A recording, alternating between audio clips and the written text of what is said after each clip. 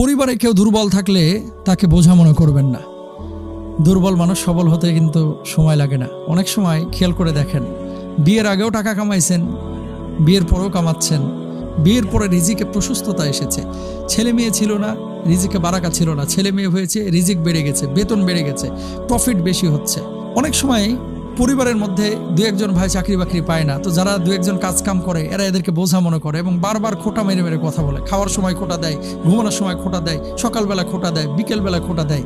কিন্তু এই দুই ভাই যখন আবার প্রবাসে চলে এসেছে, এদের ইনকামে ওই ভাই কিন্তু এখন চলতেছে।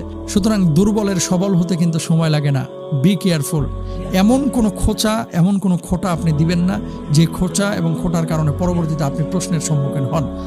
রাসূল সাল্লাল্লাহু আলাইহি ওয়াসাল্লাম বলেছেন, দুর্বলদেরকে এভাবে কটাক্ষ করবে না, বোঝা মনে করবে না, কারণ ওই দুর্বলের কারণে হয়তো আল্লাহ তাআলা তোমাকে খাবার দিচ্ছে, তোমাকে রিজিক দিচ্ছে।